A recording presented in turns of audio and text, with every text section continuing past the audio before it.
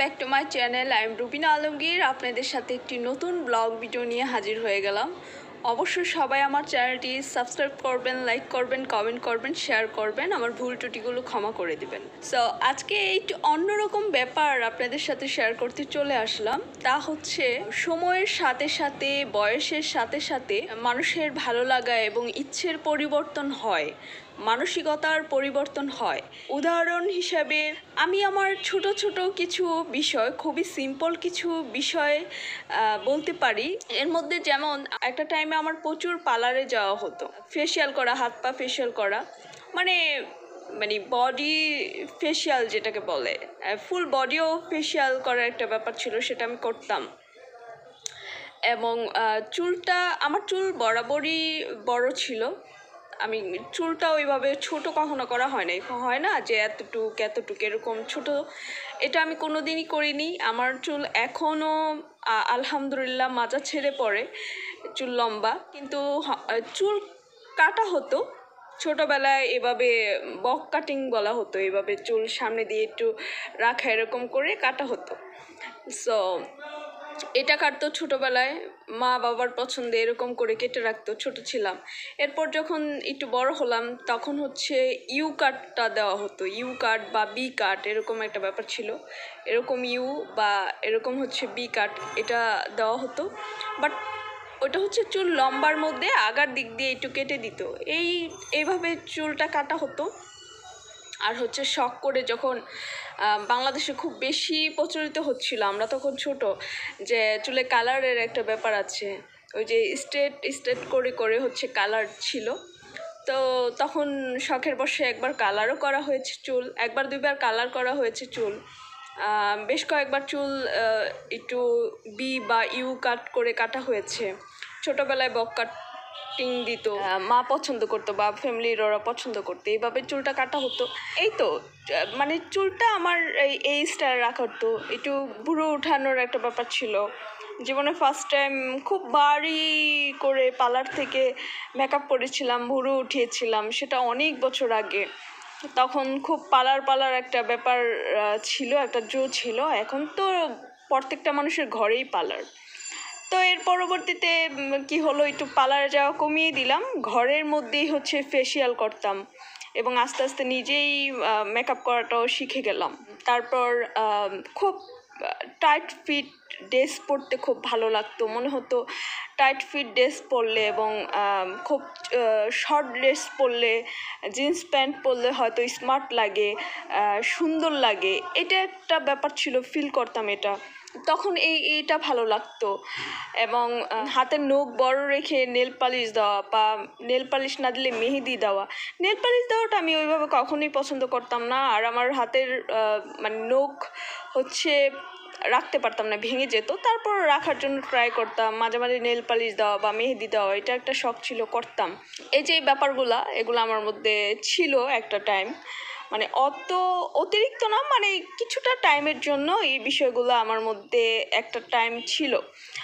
পরবর্তীতে সময়ের সাথে সাথে আমার একটা বিরক্তি চলে আসলো। আমার মনে হলো যে অনেক হয়েছে, অনেক হলো, আর না, ভাল লাগে না। হ্যাঁ, এই যে একটা মানে অতিরিক্ত হয়ে গেলে সব কিছু বিষ হয়ে যায় না।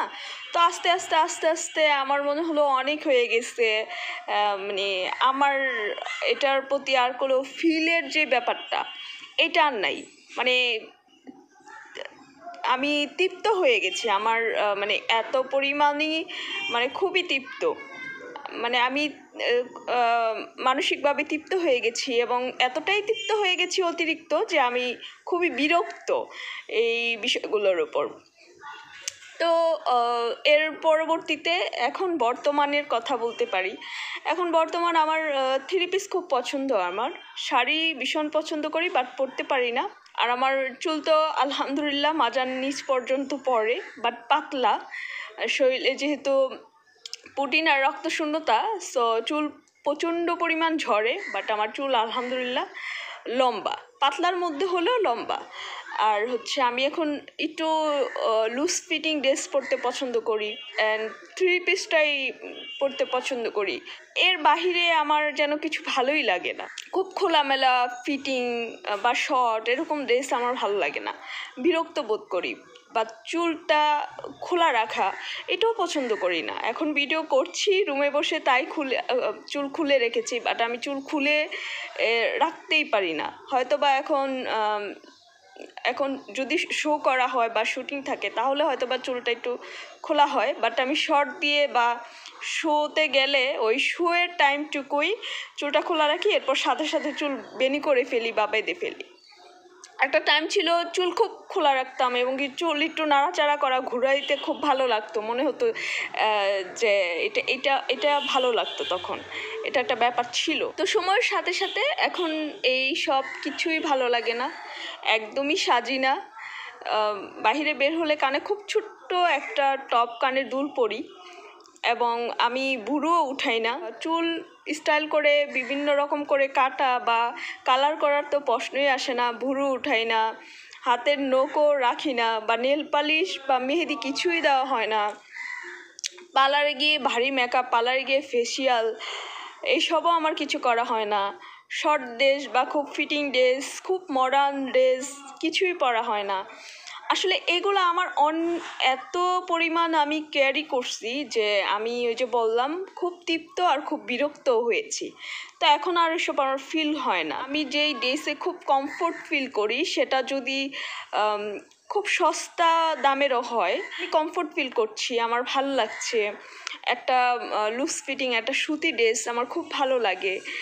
আমি মনে করি যেটাতে আমি কমফোর্ট ফিল করি, ভিতর থেকে স্বাচ্ছন্দ্য বোধ করি, সেটা যেমনই হোক না, ওই যে আমি মানসিকভাবে তৃপ্তি পাচ্ছি, ভিতর থেকে স্বাচ্ছন্দ্য বোধ করছি, কমফোর্ট ফিল করছি, এটাই সবচেয়ে বড় সৌন্দর্য। এর জন্য আমার ওই পার্লারে যেতে হবে না, চুল স্টাইল করে কেটে কালার করার দরকার নেই, নখ বড় রেখে মেহেদি দেওয়া বা নেল পালিশ দেওয়া দরকার নাই, ভুরু উঠানোর দরকার নাই, শর্ট ড্রেস ফিটিং ড্রেস এসবেরও কোনো দরকার নেই। তো আমি এটা অনুভব করি, আমি যেটা কমফোর্ট ফিল করি, স্বাচ্ছন্দ্য বোধ করে আমি তাই করি। আমাকে জোর করে বলে চিগলে কিচ্ছু হবে না।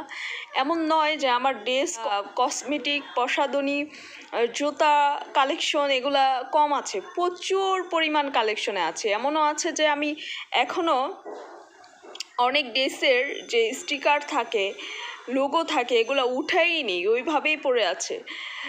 এটা কিন্তু রিয়েলিটি, হ্যাঁ, এরকম আছে, আমার হয়নি। এবং কি অনেক উঁচু হিল আছে পরি না, বা অনেক রকমের জুতো, তারপর হচ্ছে ব্যাগ কালেকশন আছে, ইউজ করি না।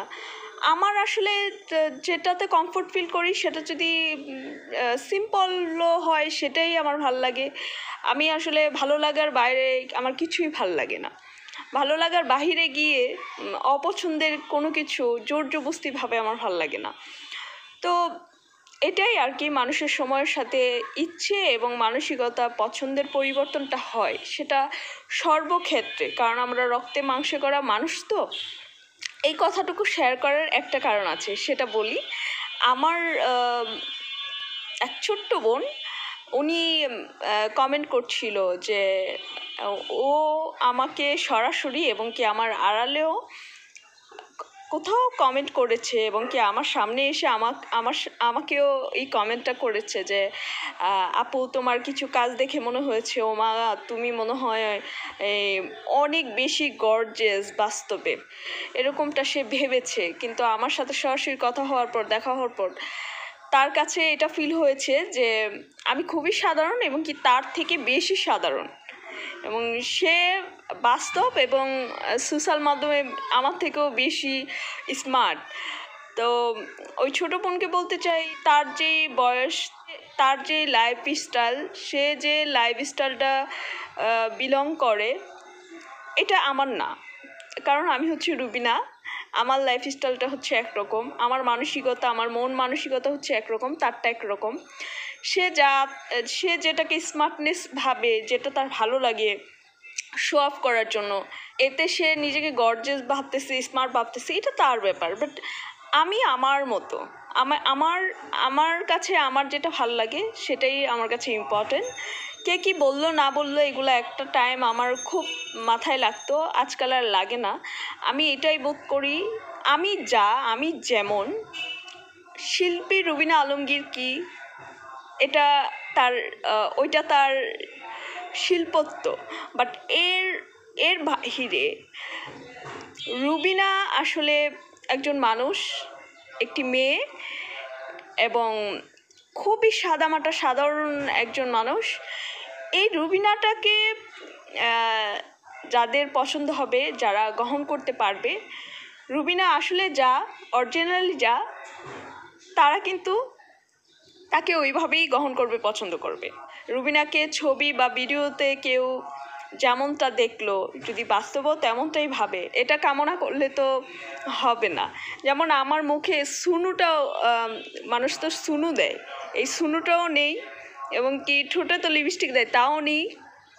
আমি কিন্তু ঘামছি, চুল ছেড়ে রাখছি, এর জন্য ঘামছি, ফ্যানটা বন্ধ করে রাখছি, ফ্যানের শব্দে কিছু শোনা যাবে না।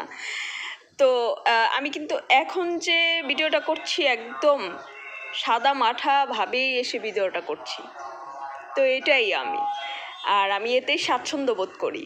আর ওই ছোট বোনের উদ্দেশ্যে বলবো যে মানুষের সময়ের সাথে মানসিকতা এবং কি সর্বক্ষেত্রে সব কিছুর পরিবর্তন হয়, ভালো লাগা থেকে শুরু করে সব কিছুর, বুঝছো?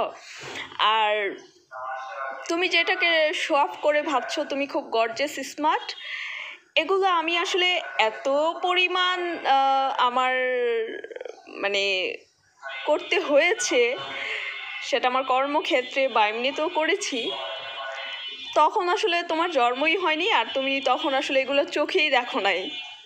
আমি এগুলা আমার অতীতে ফেলে আসছি। আমি খুবই তৃপ্ত, খুবই পরিপূর্ণ এবং খুবই সম্পূর্ণ, এবং এত বেশি পেয়েছি, এত বেশি প্রাপ্তি হয়েছে আলহামদুলিল্লাহ, যে এখন আমার এসবের প্রতি কোনো ফিলই নাই। সো তোমার নামটা না বললাম, আর সরাসরি ওইভাবে আসলে আমি ফিল করছি না যে ওইভাবে আসলে তোমাকে মেনশন করার, বাট আমি আমার মত প্রকাশ করলাম। আর সবাই খুব ভালো থাকবেন, আমার জন্য, আমার পরিবারের জন্য দোয়া করবেন। আসসালামু আলাইকুম, আল্লাহ হাফেজ।